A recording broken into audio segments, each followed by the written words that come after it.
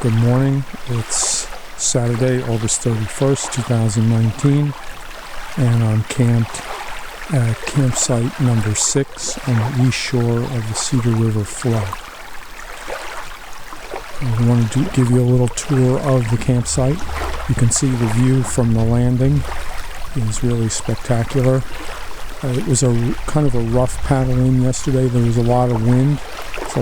There's more wind today than there's supposed to be, but and that's pretty much made me windbound rather than battle the wind up and back into the flow. I think I'm going to have to put off that visit. I may take a little paddle in this bay because it looks pretty sheltered in here, just to kind of check it out, and there might be some other campsites down there to take a look at. But let's give you a tour of campsite number 6 where I'm camped. This is the landing, and it's a good landing. Okay, there's the Sawyer Autumn Mist canoe, and I've got regular bending branches, bent shaft wood paddle there. I use that from time to time.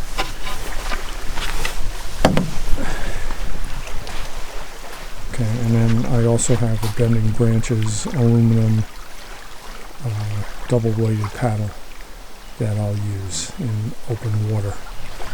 Okay, so let's just back up here so you can see what the landing's like.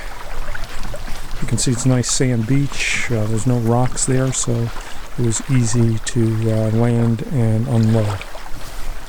Okay, so let's go up to the site. This is a large site. There's plenty of room for multiple tents. There's plenty of trees for hammocks. It is on the east shore of the flow, and the winds come from the west, so you do get a lot of wind, which is a definite plus in bug season. I've had no issues with bugs, but it is late in the bug season.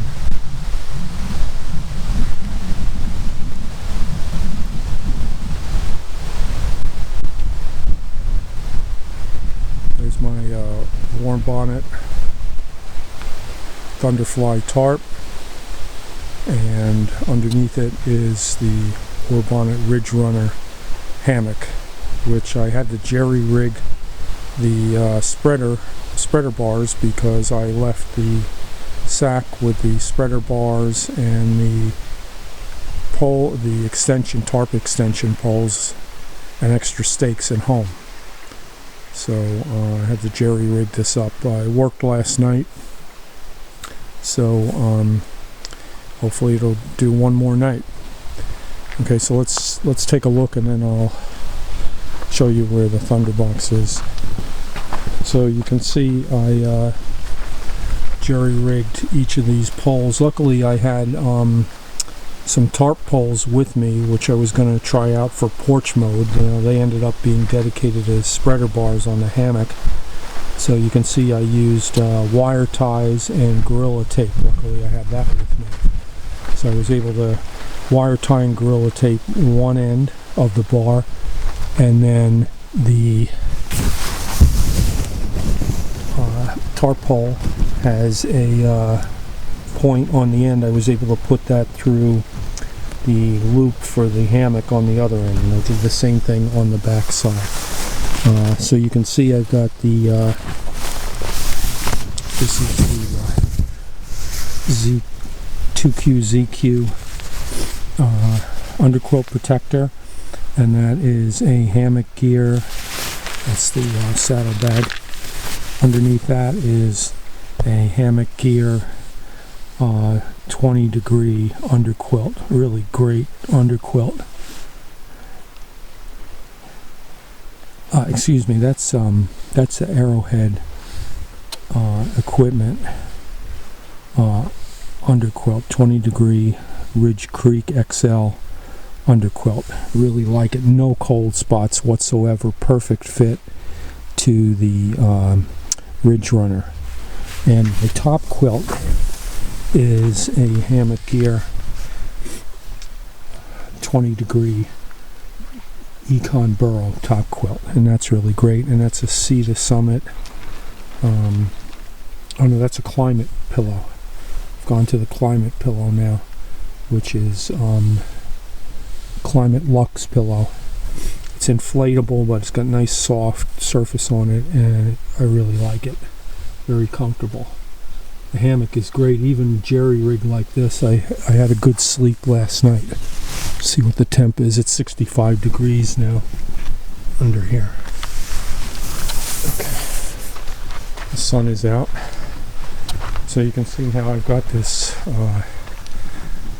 Thunderfly tarp rigged up. I did put some shock cord on here.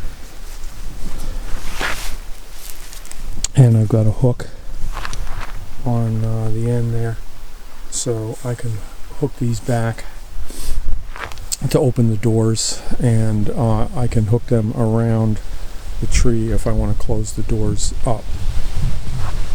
And since I didn't have the spreader bars, I had the jerry rig out these extensions. Just throw some line on there to create a little more room underneath.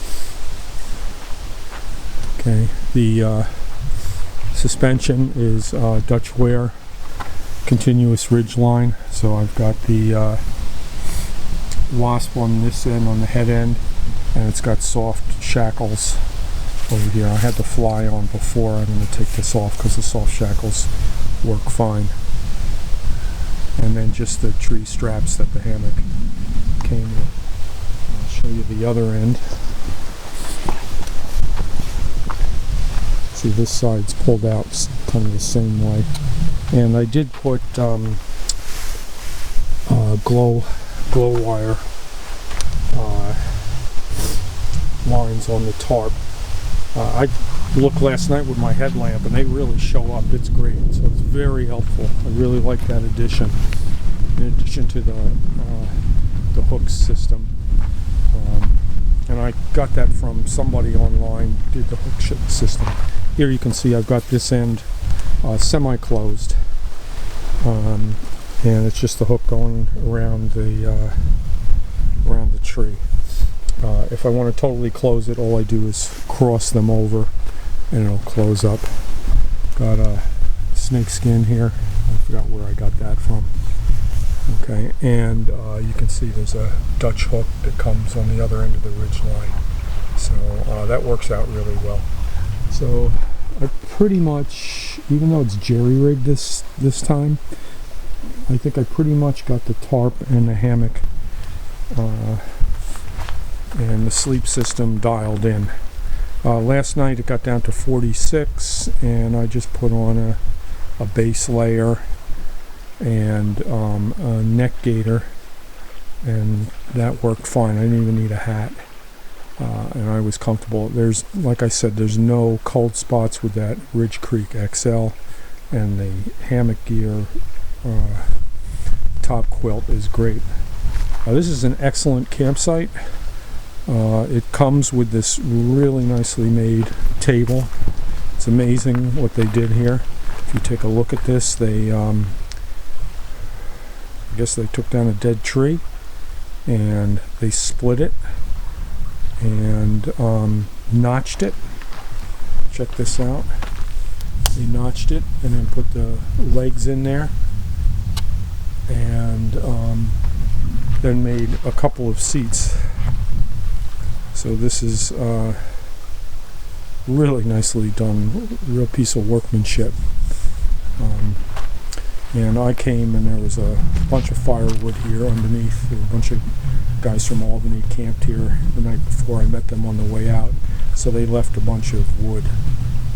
I brought some in for tonight.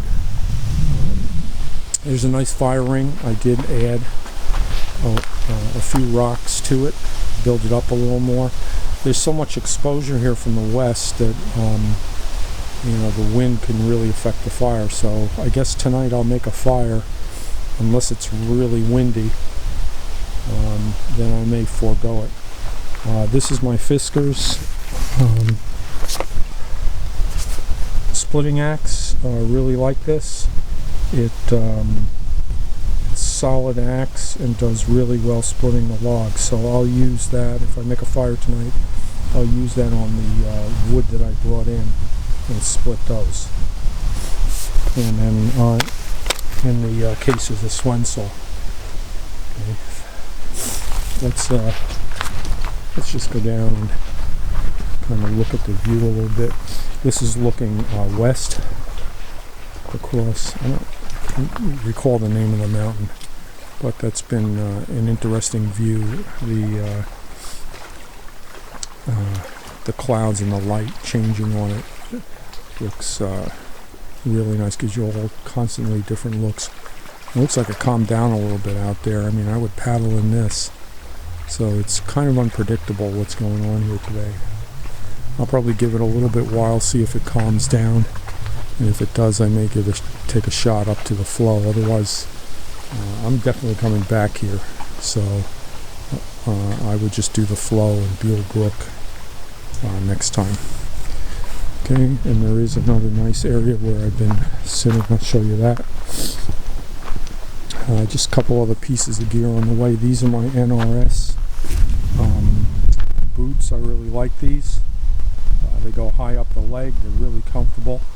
I got a size bigger, and I either in the summer when it's really warm, I'll just put a pair of liners, polypropylene liners in there. Otherwise, I just wear a pair of hiking socks, and I could even go with some heavy wool socks in there if I needed to. But my feet have never been cold in them, and I like that I can just walk in the water almost up to my knees. They've got pretty good grip on the bottom as well.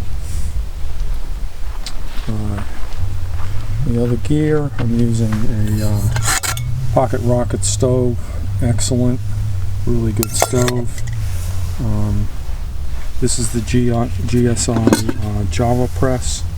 Really like that. And this is a GSI Pinnacle Soloist cook set.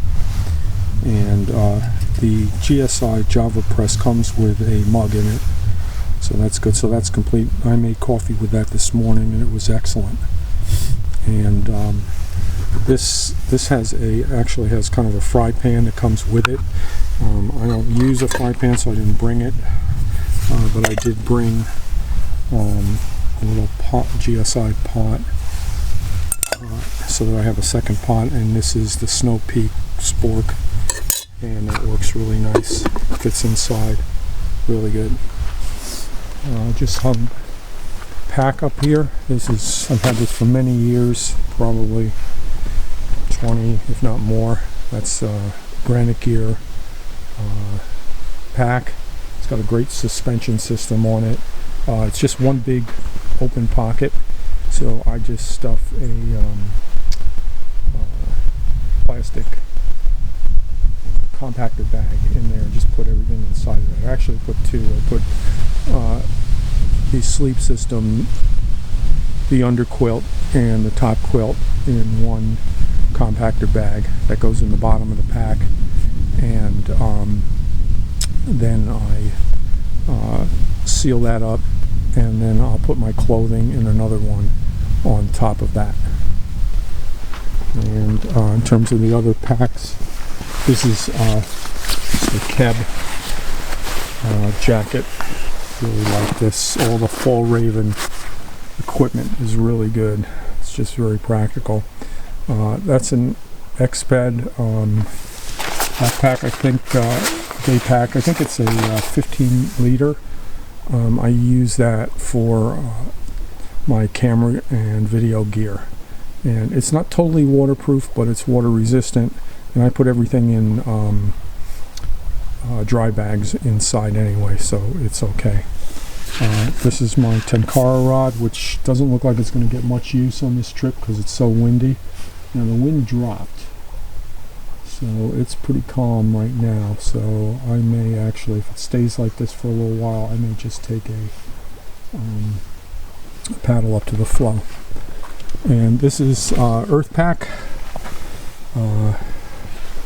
Believe this is a 35 liter, maybe smaller than that, maybe a 25, I'm not sure, but I like this a lot. It's got a lot of great features. There's a pocket on the inside, you got a zippered pocket on the outside here. Yeah, it's 35 liter, zippered pocket on the outside, and then it seals up really nice. They have a duffel with the same kind of design, so I'd like to get that too. I use this, I put the hammock with the poles when I remember to bring them, the tarp and all the accessories in there, and then I can fit a bunch of other items in there in addition to that. Okay, hanging up here, the Cedar Summit 6 liter water bag. I fill this up at home and bring it with me, and that will pretty much get me through 2 days of water when I combine it with the 2 water bottles which I fill and bring. This is the Granite Gear kitchen sink. I've had this for a long time and didn't use it much. I brought it on this trip and I can really see the benefit of it. I put some water in there and I do the dishes right up here in the campsite. Before, I was just getting pots full of water and rinsing that way. This, I think, is going to be a regular piece of equipment on my trips. I'm going to add that in. Okay, let's go down to one of the other areas where you get a view of the lake. Let's say this campsite is so nice. You got really 3 different views being out on a peninsula. There's the bear bag. I didn't bring the Yursak this time. I bring the Yursak when I go backpacking. I just bring a dry bag for the food when I'm canoeing. I just find it's easier.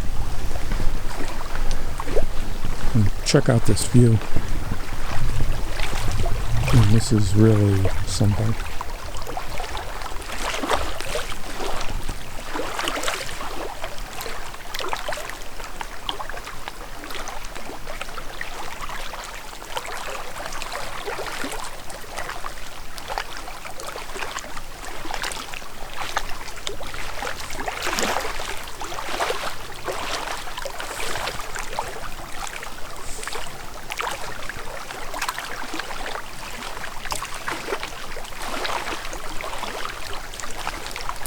Really nice. I've been spending some time down here with that.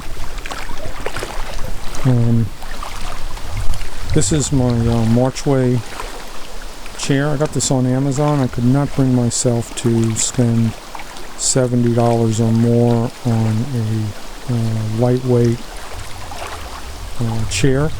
I read the reviews on Amazon about this. That's where I got it.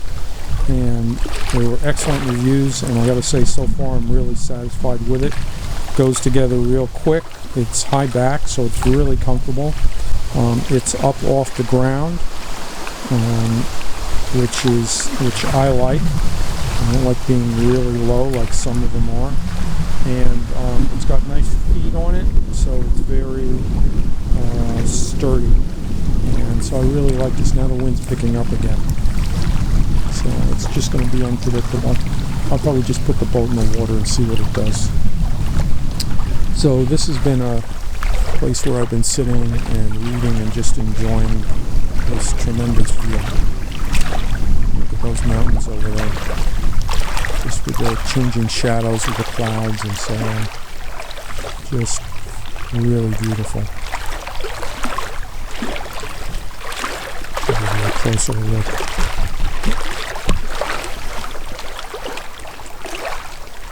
And that's the flow up there at the end.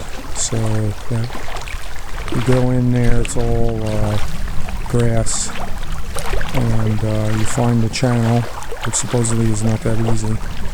and you can paddle up pretty far. There's a lean-to just off the North Fork Placid Trail, and you can paddle up to the lean-to, and from what I read, a little bit beyond that. So that is the plan for today. I'm going to see how that goes. If not, that's going to happen on a return trip. There's a couple of campsites up at the end. Well, I checked 2 of them out and I didn't really like them, so that's why I came back here. There are a couple of campsites on the west shore over there. Some people went to the one that I'm showing you now. They camped over there real loud. Basically their voices are carrying across the lake. That's the only noise that I've heard the whole time that I've been there. They arrived late last night. Okay, let's go up and I'll show you the Thunderbox.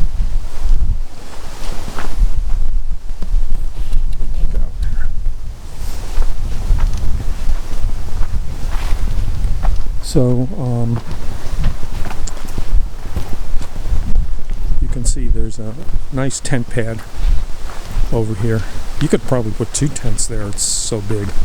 There's a path back there that goes to basically to nowhere. There's your camp here. And then you just follow this path back. There's no sign for the toilet, but it's obvious. There's another marker. You know, it's going to be one of these 2 paths leading off. So, and then there's another marker there on the tree right by the Thunderbox, and it's good shape, very nice, right there. Some kind people, maybe those guys I met on the way out, left the bag with toilet paper, and yeah, that works and makes it much more comfortable. I like that the DEC is putting these Thunderboxes in on the designated sites.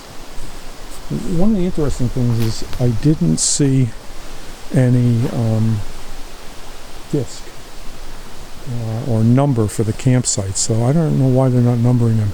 This seems to be a path going through in the woods. If I end up being windbound here today, I'm just going to hike through there and take some pictures. It looks like it goes pretty far. The trees look like second growth. There's no real big trees. It's a nice mix of birch and some other deciduous trees with pine, but there's no big white pine. So I imagine that's because all this was logged years ago. But it is a nice forest. And I'm sure in the fall it would look really nice with the deciduous trees changing mixed in with the pines. I could very easily see myself coming back here. Maybe Columbus Day weekend. I think I have another location planned, but I may just come back. Especially if I don't get to do the Flow or Buell Brook today. So those are the 2 things to do when you're here. Is you can canoe a little ways up Buell Brook, which is on this shore, the east shore, and explore up that way. Maybe if I can't get the wind drops and I can't get all the way up to the Flow, I'll do the brook, because that's pretty close. And then the other thing obviously is the Flow.